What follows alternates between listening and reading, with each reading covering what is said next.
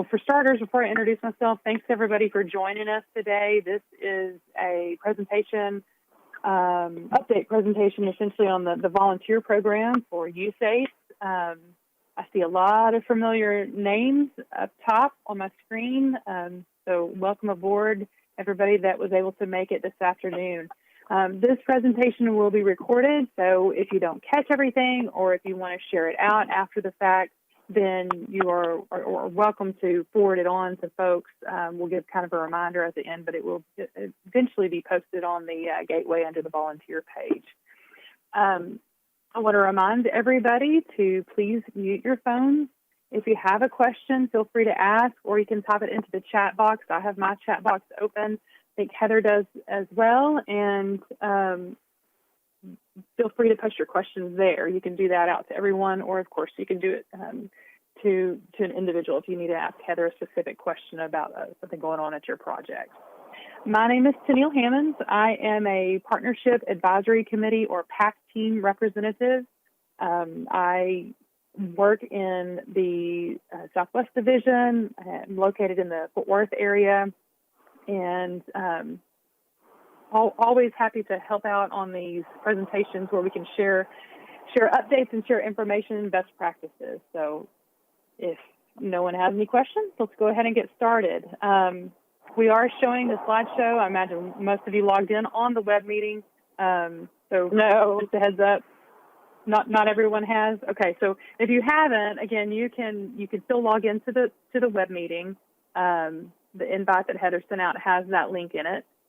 If not, you can just listen along, and then, like I said, just catch up on the PowerPoint after the recording is posted on the Gateway. Okay, so let's get started. The Corps Volunteer Program in general, we all know, plays a very important role in just getting essentially everyday tasks accomplished at a lot of our projects.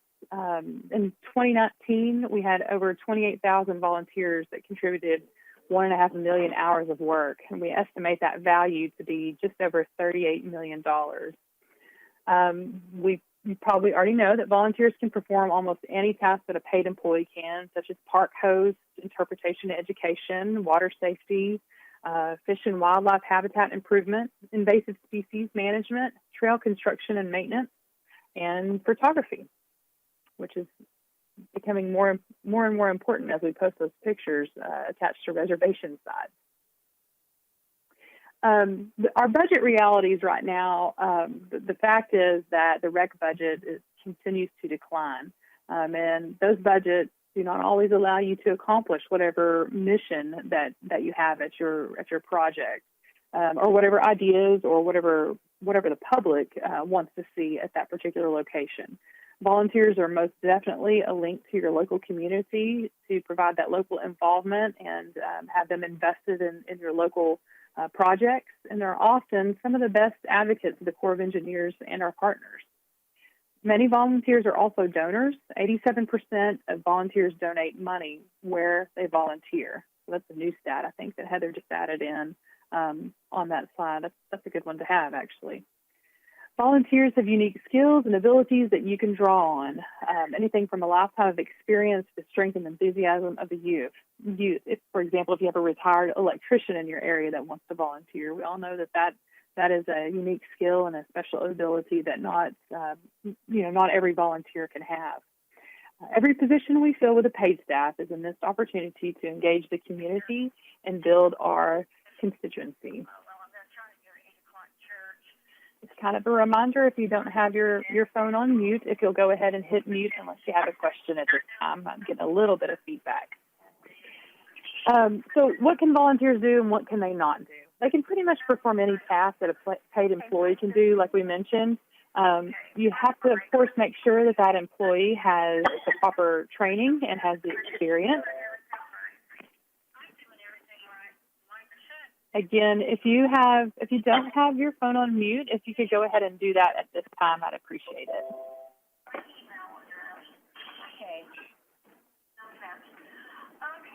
Heather, do you think it might be worth going ahead and doing a full mute instead of individuals? Yeah, I'll go ahead and do that. Okay. All participants are now in listen-only mode.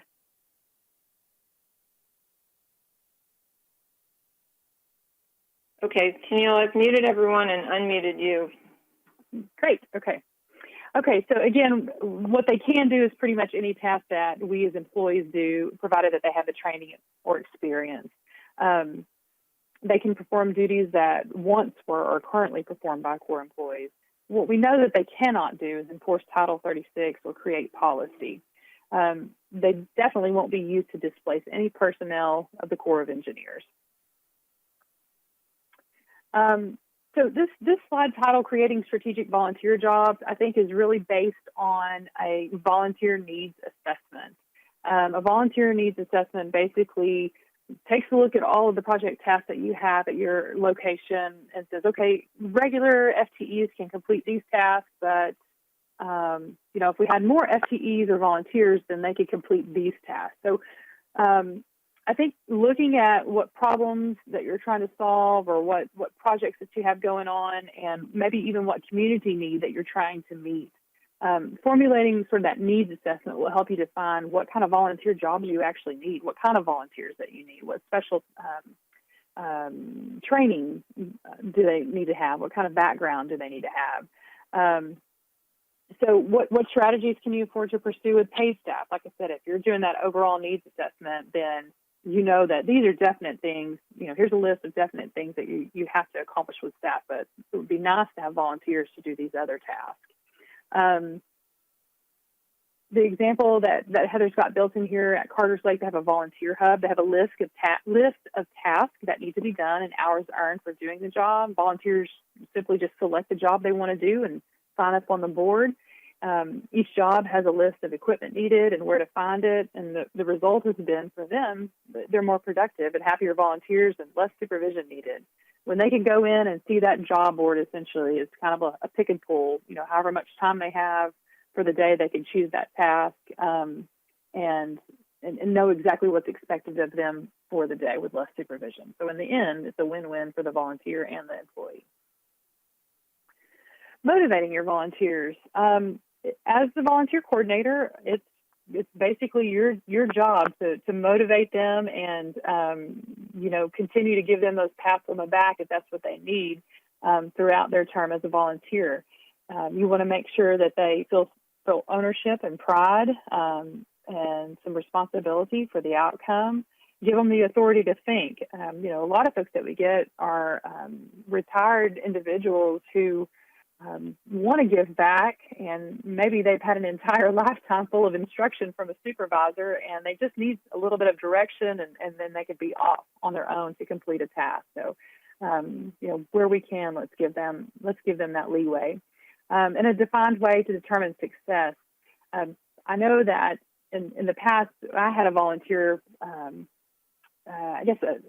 summer ranger that was helping guide our volunteers, and they were miffed as to why a volunteer quit. When we had them fill out the evaluation form after they left, it's because they came on thinking that they were going to be painting a restroom, and the summer ranger never delivered the supplies to the person, even though the person kept asking. So there was this continuous, well, I'm here, I'm ready to work, but the circle is broken. I'm not getting the equipment that I need. So it was immediate failure, and that person was never able to achieve success in that job and didn't feel like they had much ownership over the project because they were, again, not given the supplies. So think about the full circle. Talk to your volunteers and ask about their future plans. Let them know, if you want them back, when you want them back, and what kind of projects that you might have in the future. Involve them in that discussion. Then have fun. Volunteers are unpaid folks that hang out with us, sometimes 40 hours a week. So get to know them, have fun working alongside them, and show them that you're willing to get your hands dirty as well. We're going to talk about volunteer awards here in just a second too, and that's also a great way to show them that you care. Volunteer management. So you want to make sure that you're assigning work appropriately. The tasks that are appropriate. Don't assign a job to somebody who absolutely hates working outside, and their plan when they first came on was to basically sit at the front desk at the project office to greet customers as they came in. It sort of goes in the opposite way from what their expectation was. as far as their assigned work, you want to make sure that their job hazard analysis or their position hazard analysis matches up with the assigned task. Recognize if your volunteer is the wrong person for a particular task.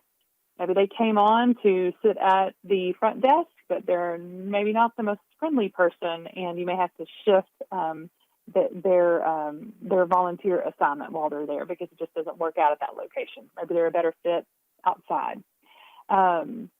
Don't avoid having those difficult discussions. I always recommended to the volunteer coordinators at my previous location that you have the conversation with the volunteer, maybe 30 days after they come on. Have them fill out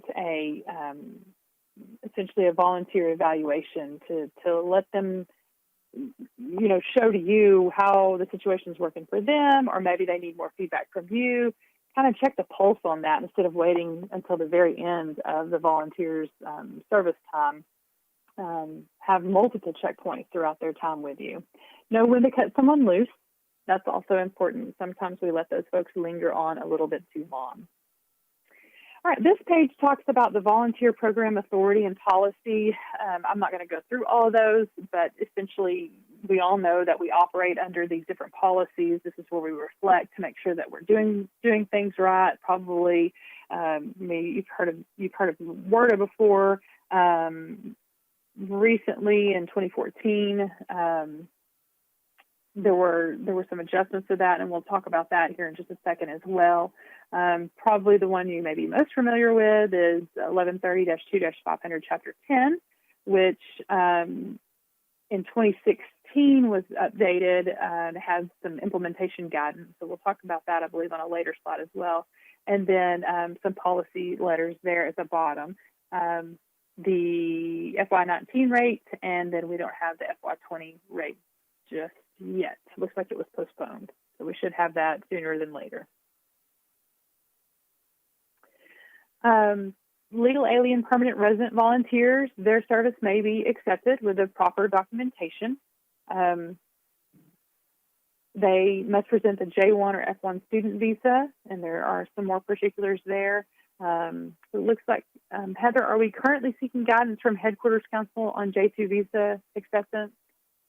Yeah, we had a scenario come up, I believe it might have been in Galveston District, where a J1 visa holder is here in the United States doing some work, and her husband, so the spouse, is a J2 holder, is with her, and he's wanting to volunteer for us. And we don't have it specifically called out in our guidance that we can accept a J2 visa.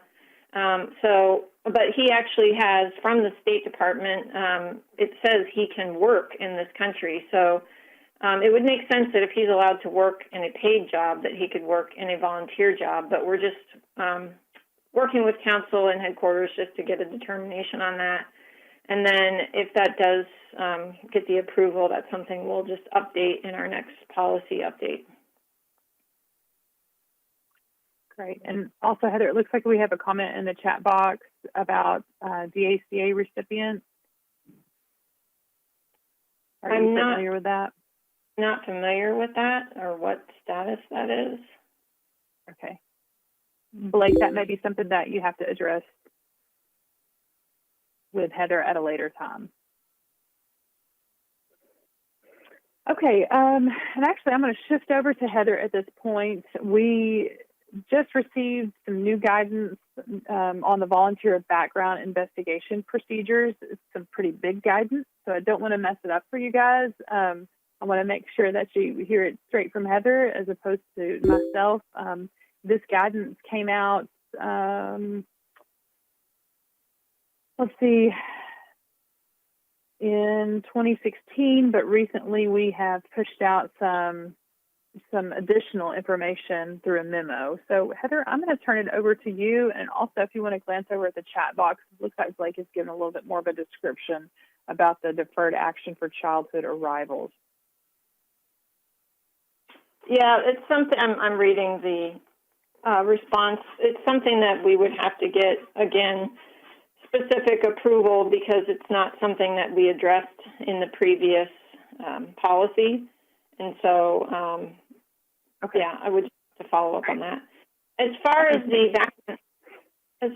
background investigations, I do have a much more detailed PowerPoint presentation we did. I think it was back in early April after this memo came out. So I'm only going to hit on the highlights during this presentation. We did record the previous presentation, and it is on the Gateway, so you can go in there. So basically, the story was that we've always had guidance on background investigations, but in our 2016 version of that, we only listed out when you needed to conduct an investigation, not how. And what we found between 2016 and now is that we were getting a lot of different interpretations around the Corps. We had a couple instances where things got elevated to headquarters, and so we asked the headquarters chief of security to give us the latest and greatest guidance on what has to be done for the various levels of background investigations. I'm going to go to the next slide, Neil. So what changed from our 2014 guidance? Basically, one of the things that we updated was it was a little unclear about the time frame of when a person committed a crime. Some of the questions we had come up from the field was, well, this person committed one of these crimes that are not allowed in a volunteer, but it was 20 years ago. Is there a statute of limitations? And the guidance we got from security was it doesn't matter when those types of crimes took place, violent crime, sexual crime, et cetera, those people cannot volunteer for us. So we just added that clarification. We also added a clarification for volunteers who had other criminal convictions that didn't fall in one of those prohibited categories, that we could consider them for service. It would just be at the discretion of the district security office and the district volunteer coordinator making a joint decision on that. We also added clarification that volunteers who are maybe military, that have a CAC card, or who are coming from another department, such as Department of Interior or Department of Agriculture, who have a VOLAC or a PIV card. They call them PIV cards in the other agencies. We call them CAC cards. Basically, those that have already undergone this Tier 1 background investigation wouldn't need a new investigation unless there had been a 2-year break in service. Next slide.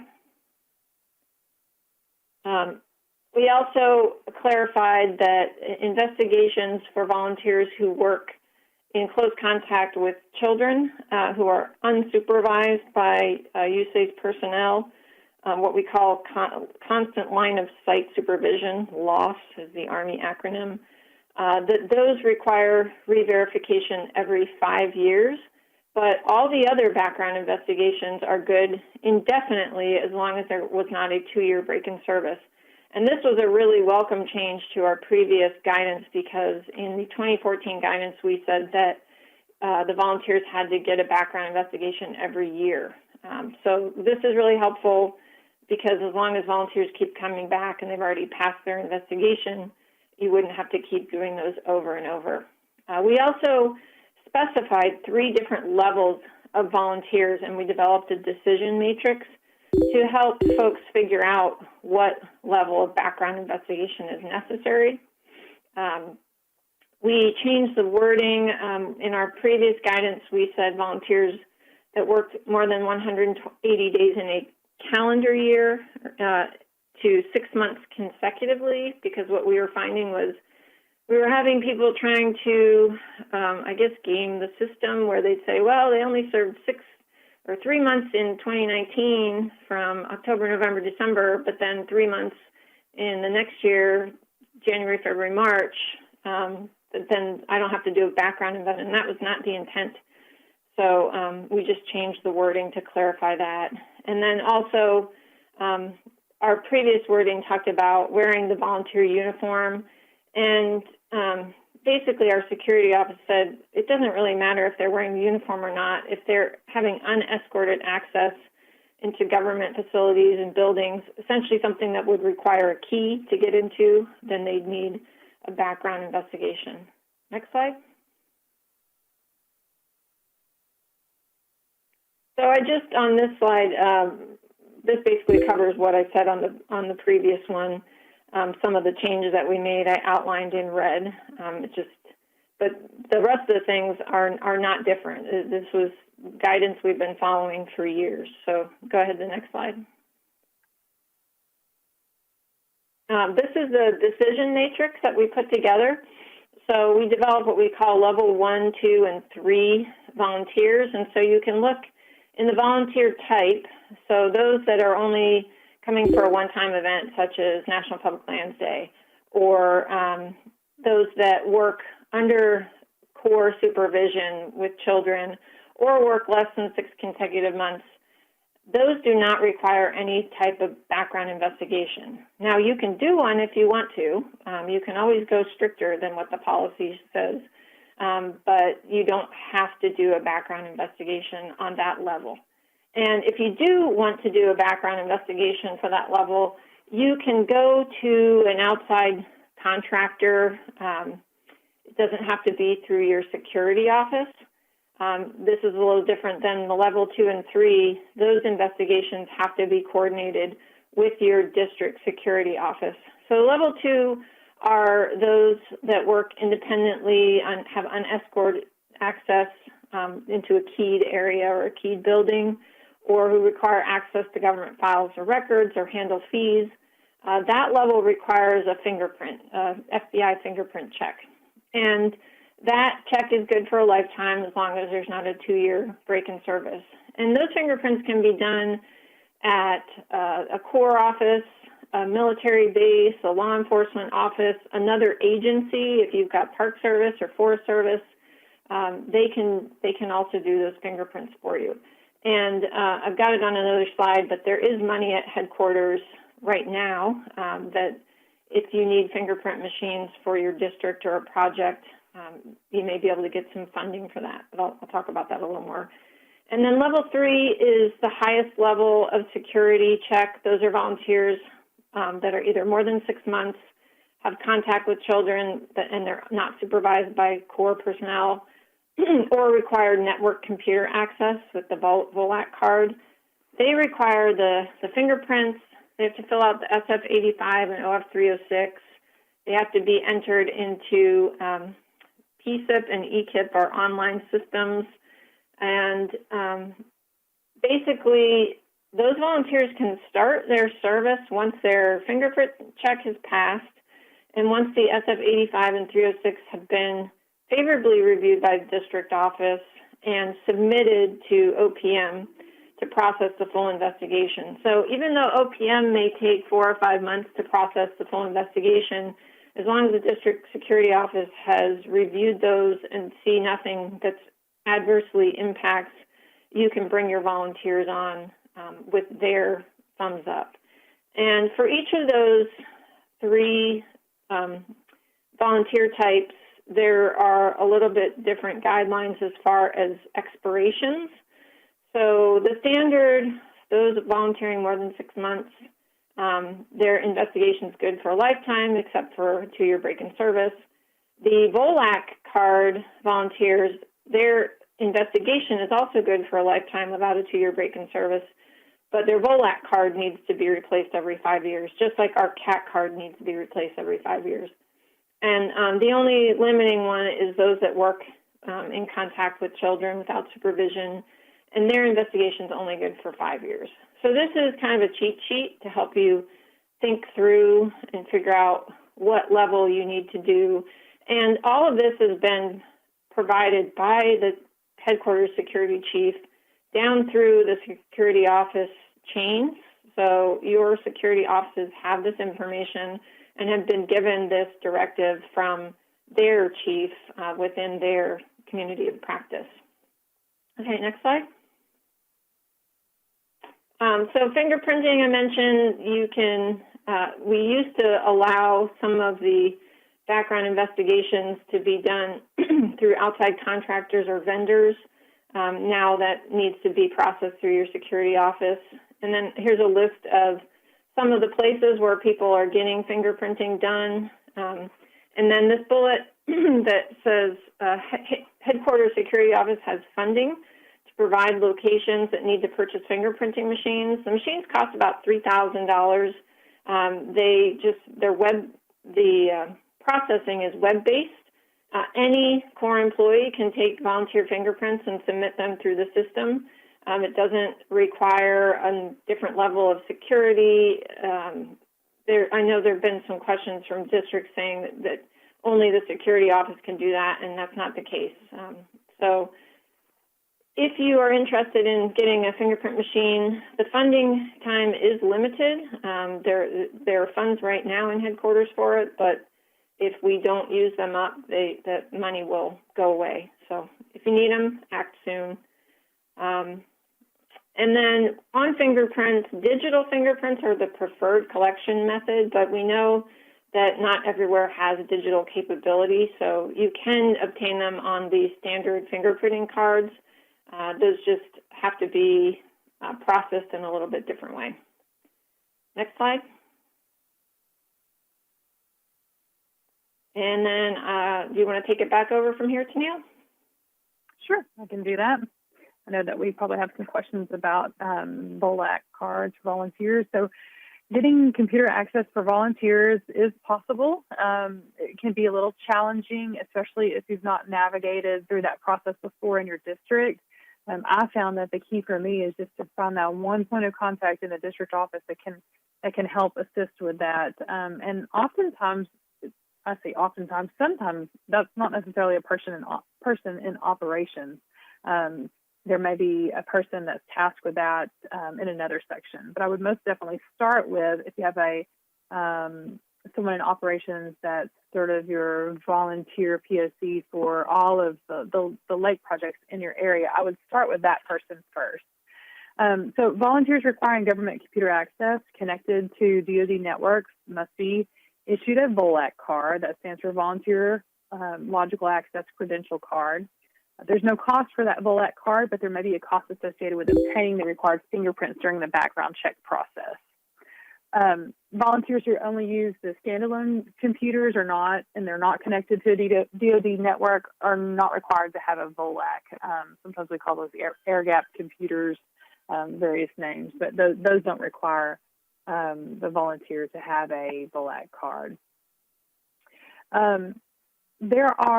So I'm going to click back and forth on these two slides. There are a couple of examples on our presentation today, flowcharts to obtain the VOLAC cards. Each one of them are a little bit different in process because that's dependent upon the district that they came out of. But essentially, they're the same thing. Again, my best suggestion to you is to find the person in your district office that is responsible for overseeing the volunteer program as a whole at the project offices and get with them to see if they processed one before, or have them even contact the person that processes those CAT cards to see where to start. There are usually a handful of players as far as approval levels that go for these cards. Sometimes the process is pretty quick. Sometimes it takes a little bit longer because there is some paperwork to be filled out. Heather, did you want to add anything to that? No, I guess one thing, there are some districts that may have difficulty finding their TASM, their Trusted Agent Security Manager. And I do have a list, although it's maybe a year old now. Typically, those people are located in contracting, although in some districts, like for instance, this one in Wilmington, Carmen Boyette, who put this together, she's a TASM. About 5 or 6 years ago, the headquarters was allowing more people to be TASMs, and then they basically restricted that. For the most part, you have to work with your contracting office to process these. Right, and that's because the contractors have a very similar access card. Mm-hmm. For those of you that aren't familiar with that. Okay. And like you said, I've seen that list that you had before. It might be helpful to send out if that person on the list is not currently the TASM, then it's possible that they can give you some guidance on who that person actually is currently in your district office. Okay, that's a good question. Meg just posted it in the chat box. It says, is the VOLAC only usable at the district in which it's given? Could a volunteer move from one core site to another and keep their VOLAC? I will tell you that my experience in processing those is, and it may have been just a local policy, that volunteer before they moved even though they were moving to another core location, they had to surrender their VOLAC card at the location that it was issued before they could utilize it at another location. And again, that's just my experience. So I think probably you would have to ask that individual district to answer that question. Okay, children volunteers. Oh, did you have a comment, Heather? I was just going to say, I think the VOLAC cards will work just like our CAP cards work in any core. The VOLAC card would work the same way. But, yeah, if you had a district policy that says they need to be turned back in, then that would be the case. Otherwise, I believe you could just update the credentials on the card when they go to the new district, just like any of us, if we switch districts, might have a different credential on the card. Right. Yeah. Good point. Good point. Okay, for children volunteers, we got a lot of kids that volunteer on youth-based projects. So anybody under the age of 18 years can be a volunteer, provided they have written consent of their parent or guardian on the 301A volunteer service agreement form.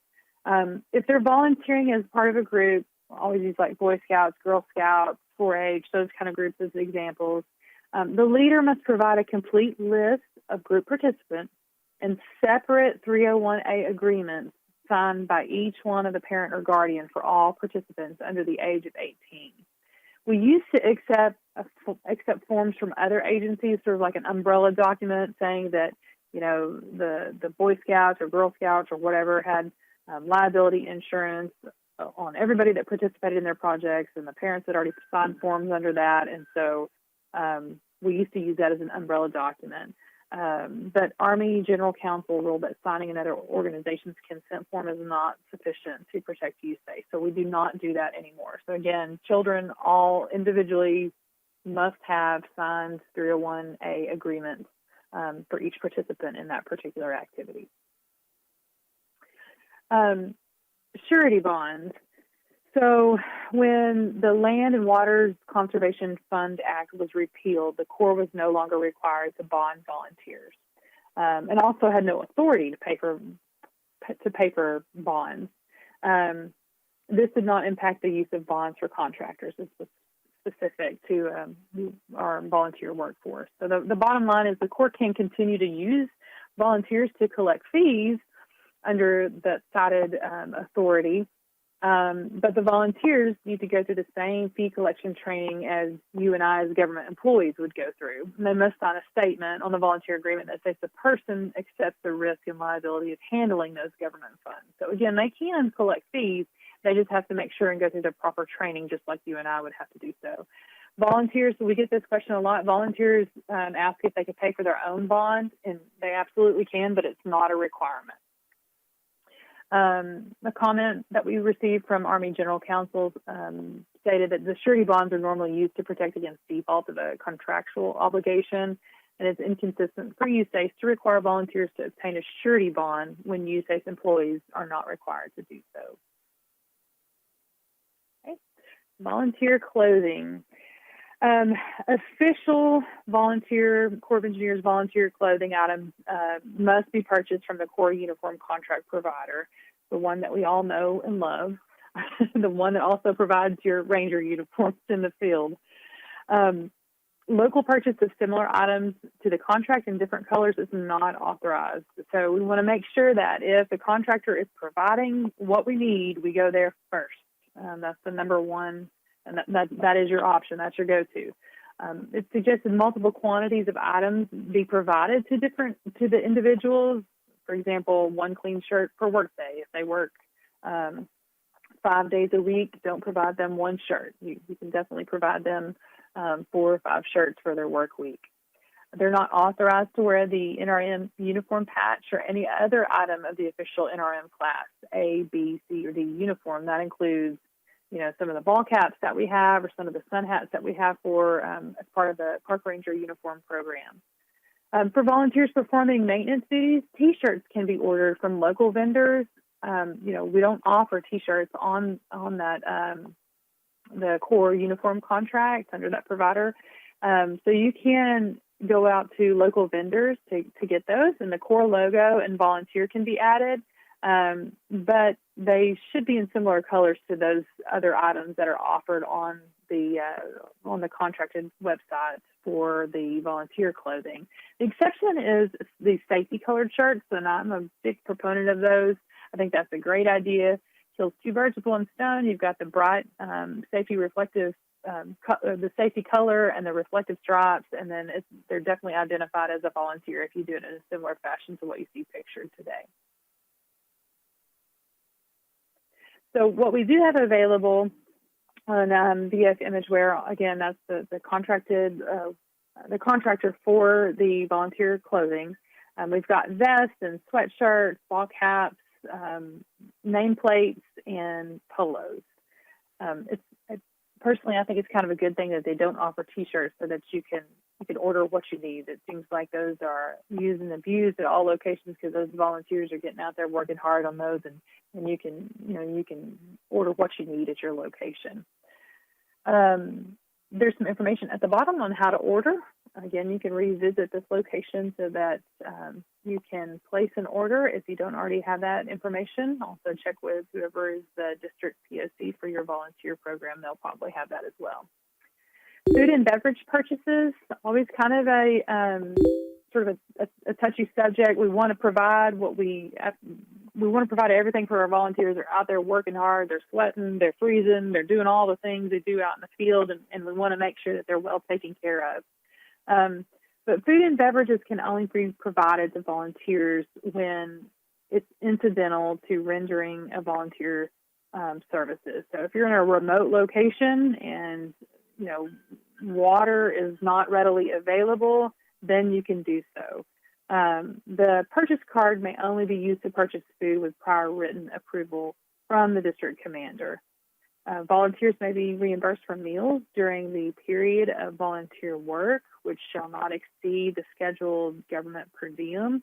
I will say on that, I would even run that up the poll, make sure that whoever is in charge for reimbursement there at your location, make sure they're well versed in the volunteer policy before you just tell the volunteer that they're automatically going to be reimbursed. Just make sure that everybody is familiar with the policy. Meals and beverages provided for a recognition event are not incidental to a volunteer services and are therefore impermissible. This is often taken care of at a lot of our projects. If we have like an award ceremony or recognition event, we'll turn that into a potluck. We will maybe have a partner that's already engaged and involved who's willing to donate that to the cause. But just make sure that we're not out, spending money on these on lavish meals for volunteer appreciation events. Any food or beverages purchased under this policy must be reviewed and approved by the District Resource Management Office and documented.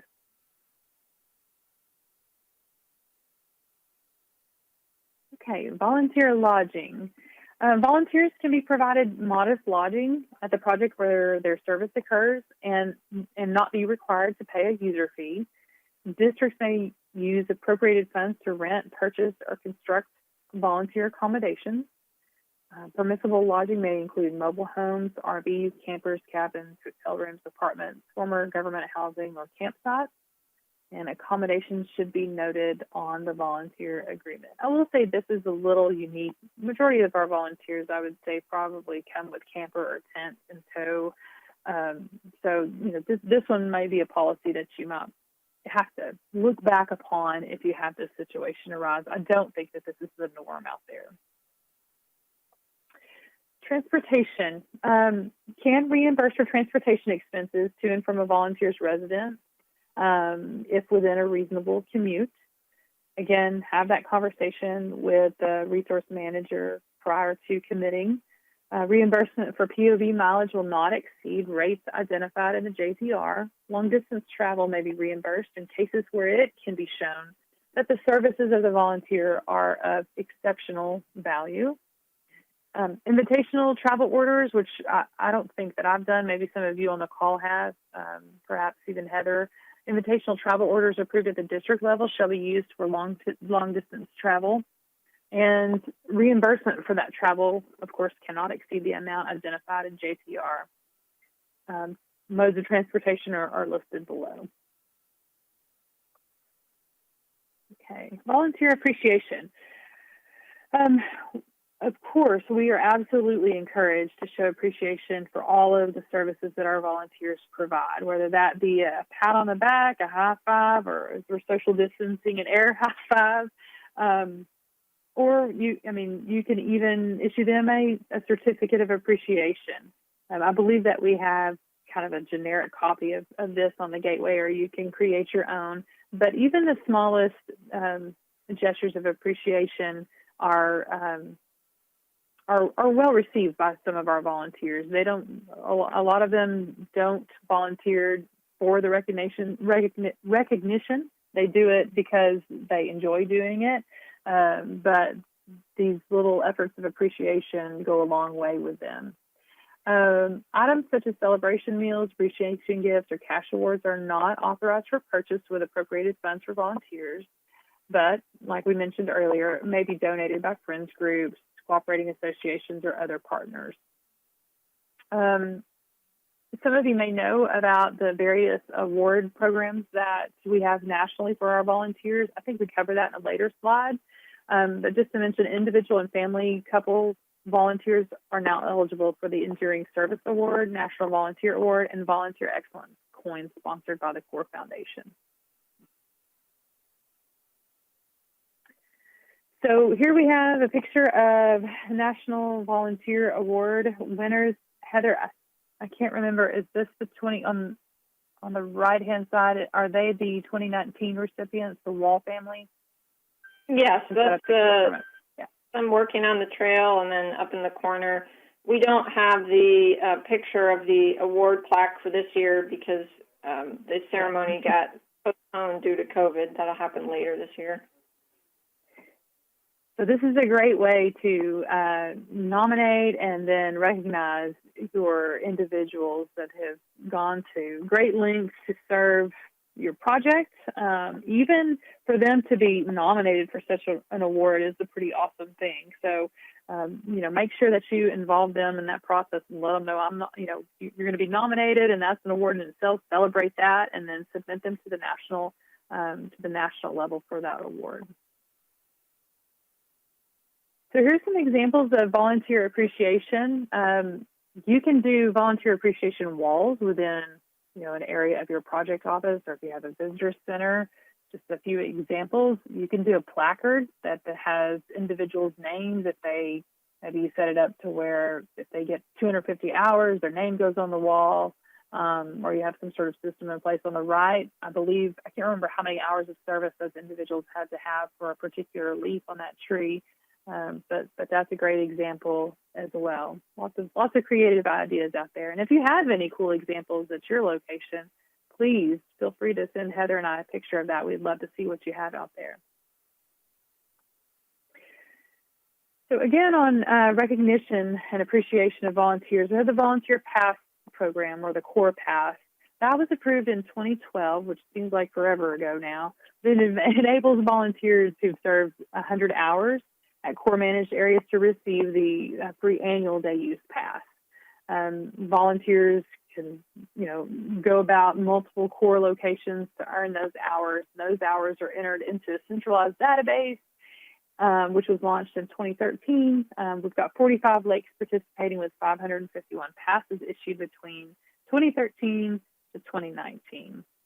And then in 2016, we upped that to an additional level award, the America the Beautiful Pass, came along, and in January 1st was when the Corps fully implemented that PASS program. So we upped the ante, and if a volunteer had 250 hours of cumulative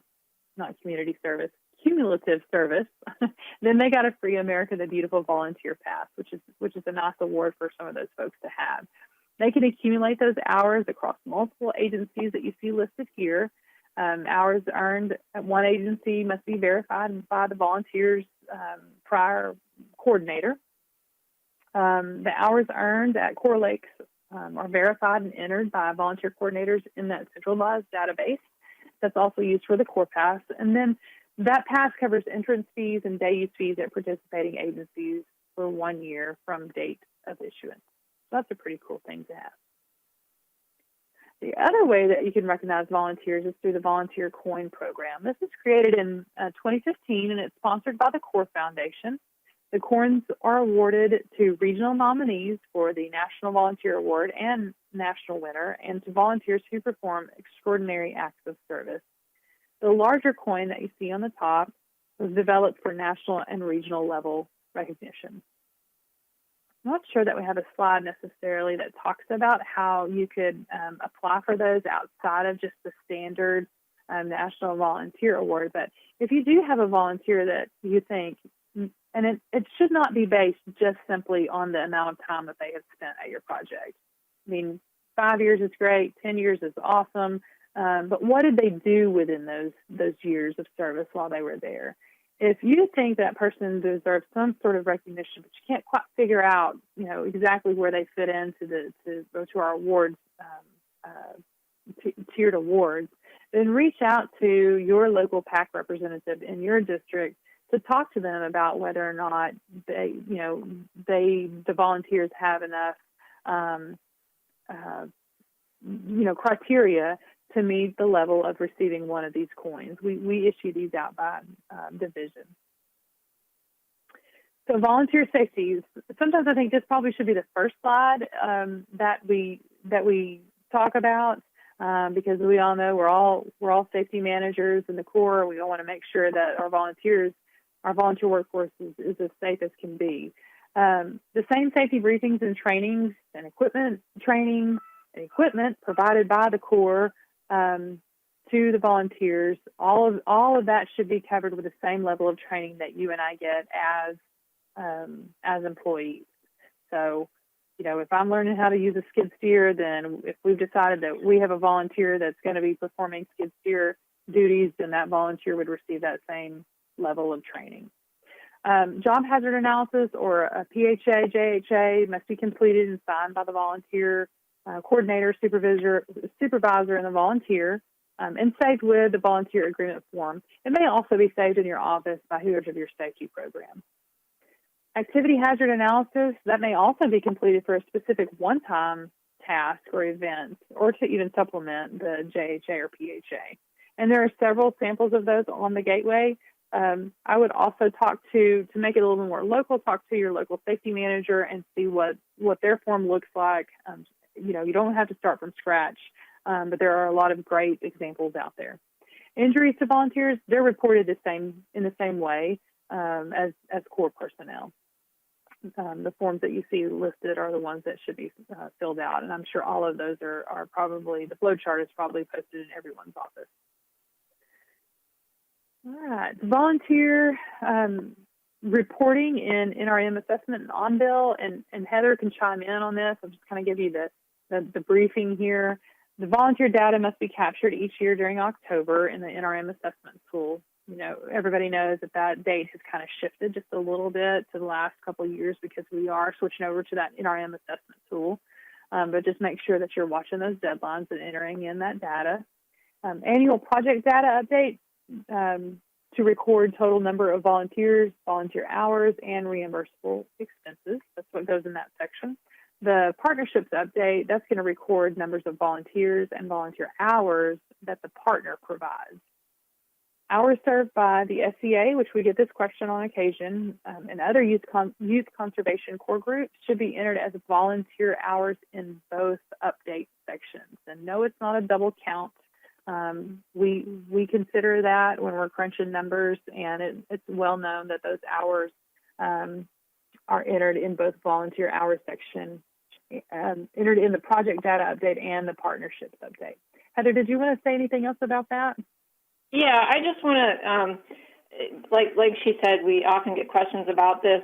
Basically, the number of volunteers or the number of hours that go in the annual project data update section is every single volunteer you have, regardless of whether they are part of an organized group, a partner group, or they're just there working on their own. So that number should always be a bigger number than the number of volunteers that gets reported in your partnership section, because you're always going to have at least one or two volunteers that are just coming to do some trail work or something, and they're not affiliated with some sort of organization. So, for instance, you may have a total number of 50 volunteers that do any kind of work year-round at your project or within that fiscal year, but maybe only 25 of them came with an organization, Boy Scouts or a church group or a university. So in the annual part, you'd have the larger number. In the partnership part, you'd have the smaller number. And I think we had some confusion on that this year because nationwide, when we ran the report, our volunteer number within the partnerships was larger than our volunteer number within the overall volunteer data. So that's something when we do our webinars later this year, when people are getting ready to enter their data, I'll really be emphasizing that the partnership volunteers are a subset of the overall volunteers. Hopefully that makes sense. Okay, thanks, Heather.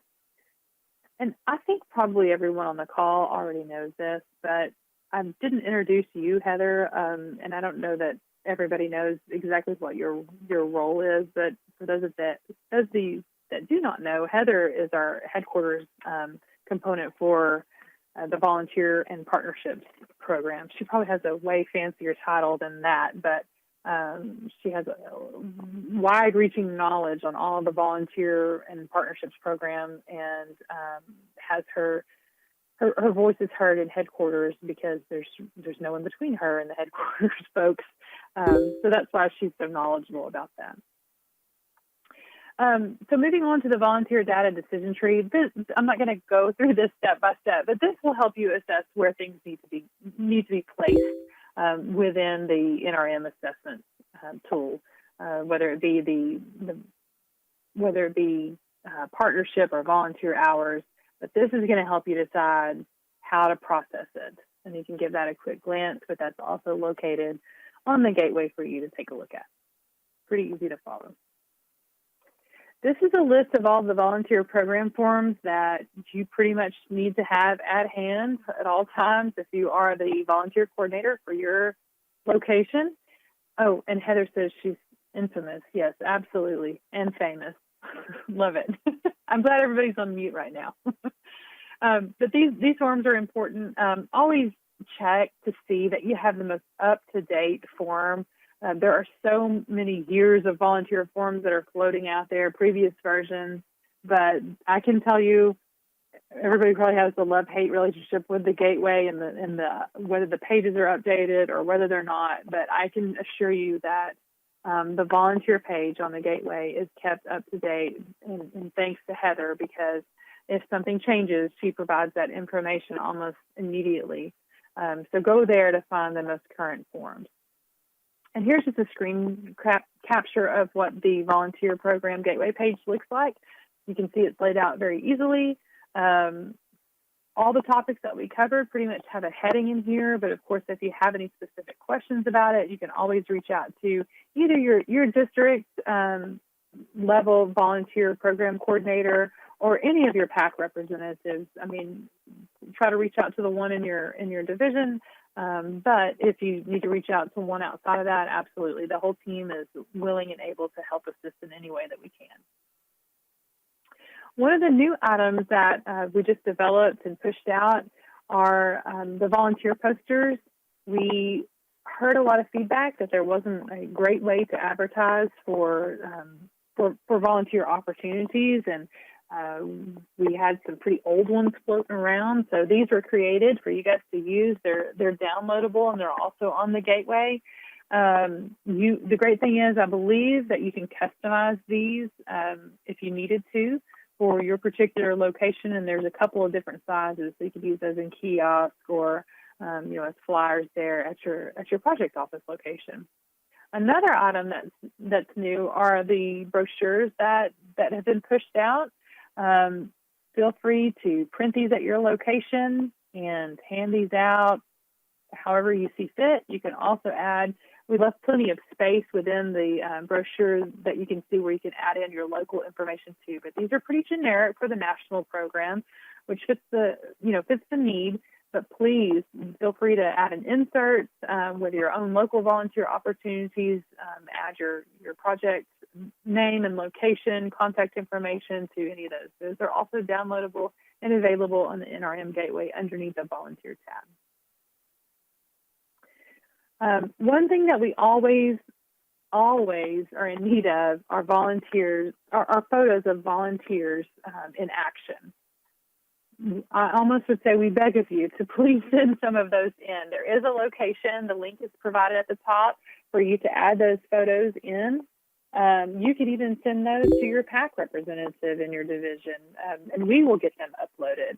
But this is the location that we try to use, if the pictures are updated enough, to utilize for some of our publications that you just saw in the previous two slides. And it makes it it makes it difficult to update some of the materials that the field staff is asking for if we don't have up-to-date photos and all the information that we need. So if you have some, or maybe even volunteer with a BOLAC card, have them upload them, make that their task.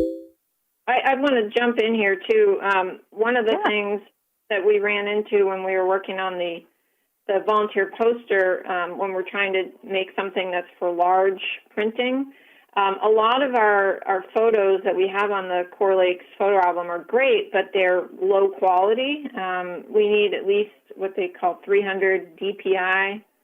I don't remember what DPI stands for, dots per inch or something like that. But in any case, and most cell phones now take pretty high quality pictures, so it's another reason we need new photos, because a lot of the ones that are on there we're taking on old digital cameras, and they just don't work for blowing up to a larger size. We also really could use just more photos that have park rangers and the volunteers in them, with the park rangers wearing the proper uniform. I know when I was a park ranger, I very rarely wore my hat, so I understand that it's not fun to wear the ranger hat when it's hot out, but when we're trying to get some pictures, we need our rangers in their proper uniform for publication. So just some things to think about. Yeah, great. And Amber, I see your comment in the chat box about the National Water Safety Team upload. Do they upload the photos from the photo contest? I don't think they're uploaded at this location, unless I'm wrong, Heather, but we do know that they exist and do steal from Pam and the National Water Safety Team photos on occasion. Pam loads them under where it says select an activity, there's water safety is one of the options, and she loads them there. Okay, annually. Okay, great. Okay, the next slide has to do with our partnership newsletter. You guys get probably multiple newsletters from different national teams that are just updating you on their status. I would encourage you as a PAC team member to just toss those other ones to the side and only pay attention to the partnership newsletter. Just kidding, if there's any of you other folks on the call that manage those newsletters. These newsletters are pretty intensive to build up, and there's a lot of data and a lot of articles that are collected. So I would encourage you guys in the field to at least take a glance at those. We are always looking for stories to include in our partnership newsletter. We do, Heather, do we do 4 of those a year? I'm having a moment here. Those twice quarterly, or are they twice a year? Okay, it seems like quarterly. So there's a lot of information, a lot of time that goes by in between newsletters. So if you have information that you want to send to highlight a volunteer, a cooperating association, any sort of partner, then we are more than glad to receive that information so that we can include it in our newsletter. Your district, your division partnership team member is the one that usually sends those to myself and another team member that's tasked with sort of being on this sub-PDP to create the partnership newsletter. So I encourage you to reach out to that person and send them stuff. If you get an email from them, let them know if you have something cool to cover. Even if it's not a partnership on paper, if it's something that, a group that you have worked with in the past and you're working with them, every year on some particular project, let's feature it. That might even result in us being able to help you formalize that partnership on paper, which it actually, that it's actually worked that way a few times. So I think this partnership newsletter is a great thing for you guys to sort of get a feel to what everybody's doing. It also lists all of our trainings in there too. I don't think that we have a slide that necessarily covers our NRM partnership prospect course, but hands down, I think it's one of the best ones that's out there. You get to do a big field trip and sort of discover what the local partners are doing, and it features not only the volunteer program, but it runs through the whole gamut of all of the different types of partnerships that we have under the NRM umbrella. All right, Heather, I'm going to toss it back your direction because you probably have the most information on the volunteer.gov update. Yeah, so the volunteer.gov has been around for many years now, but with new security standards and protection of PII, we've had to work with a contractor to basically create like version 2.0 that meets all the cybersecurity standards, and it's just more user-friendly and up-to-date. So where we're at right now, in a couple weeks, we have an interagency team that's been working on this for years now. We will be beta testing the new system, and the goal is to launch the new volunteer.gov page on August 1st. So Bobby Jackson and I have been working on that interagency team. We'll be doing the beta testing. We'll be the initial users of the system, but we will be training the district volunteer coordinators and providing them access to the new system. And the goal will be to transfer the responsibilities of administration for the volunteer program within each of those districts to the district volunteer coordinator. So they'll be the ones that post the opportunities, and they'll be the ones that forward applications to their project volunteer coordinators. We didn't go down to the project level because there's a license cost for each user in the system, and to provide licenses to every volunteer coordinator at a lake would cost us a couple $100,000 a year, and we don't have that kind of money in our remaining items at headquarters. So we're keeping it at the district level. There's also a lot more turnover of project volunteers versus district volunteers, so it helps with administration of the system. There'll be more coming on that, and of course I'll be doing webinars and training. Bobby and I will be doing that to get everyone on board with the new program. Great, thanks. I think that is, oh, nope. There's a picture of all of your current PAC team members. I believe we were in Omaha when that picture was taken.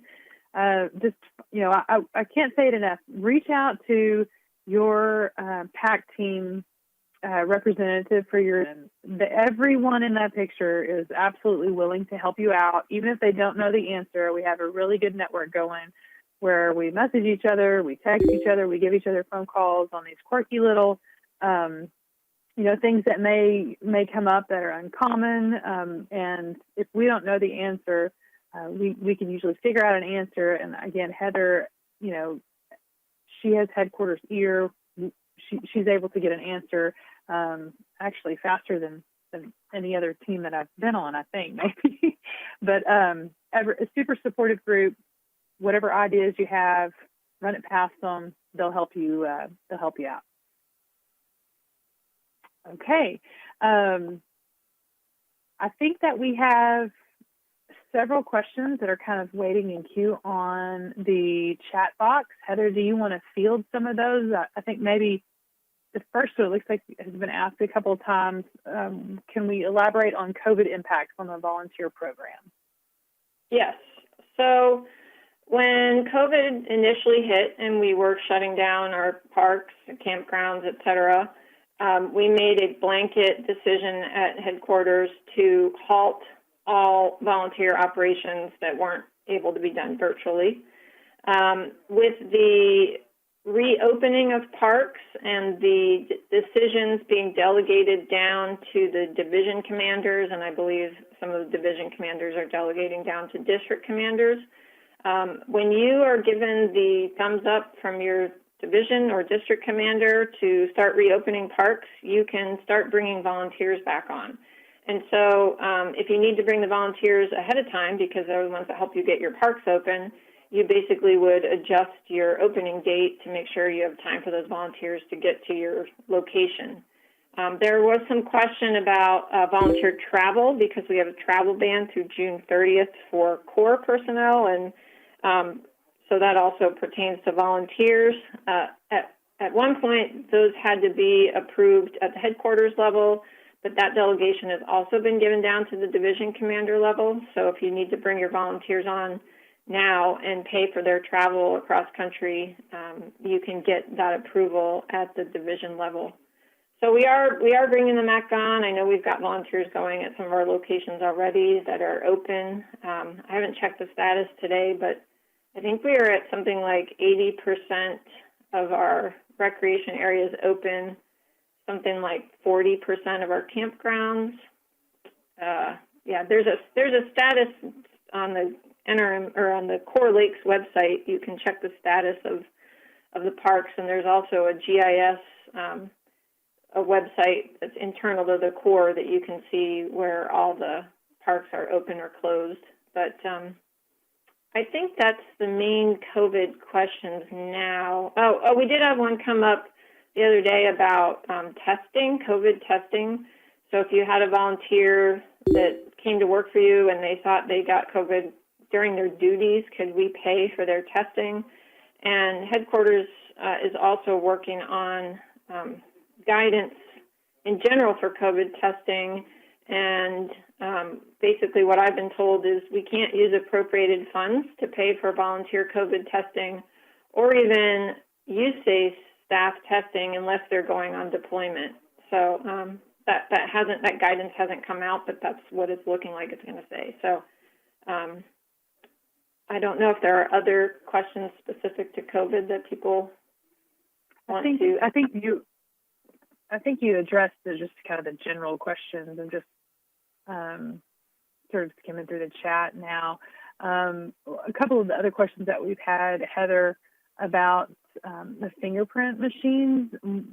Cody asked, can any USACE employee take potential volunteer fingerprints, even if we don't have a fingerprint machine? I'm going to assume maybe he's referencing like the old ink and paper type fingerprints. But you did mention earlier that those fingerprint machines can be purchased for a project office, and I'm pretty sure since those are digital fingerprints, there may be some training that's offered on how to fingerprint. Yeah, there's for the machines are purchased. Yeah, there's from what I understand, pretty simple training on taking the fingerprints with the machine. Yeah. One of the other questions, I'm just kind of looking at the bottom from Mike. He's asked to explain some of the VOLAC uses that are not inherently governmental jobs. Mike, just to sort of give you an example, in the past, we've had some people that used VOLAC cards at locations that have pretty large hunting programs. There was permission given for the individual to get a VOLAC card to assist the admin because the admin simply could not keep up with the amount of hunting applications that were coming in, and because of the system that they were using to process those, the volunteer had to access a government computer to enter that in. And I noticed that you have a comment about volunteers potentially putting information into FIMS. I think that, depending upon your workload, that's something that is totally doable with a volunteer. But again, that may just go back and reflect on your regional or your district policy as to whether they want that, as to whether they want volunteers entering information into FIMS or not. I can't see why not, but just throwing that part in there because there may be additional restrictions. I want to comment on the where employees say that volunteers are trying to replace them. The intent of the volunteer program is to essentially supplement. I don't really know too many people out there who feel like they have all the time in the world to get everything done in their job.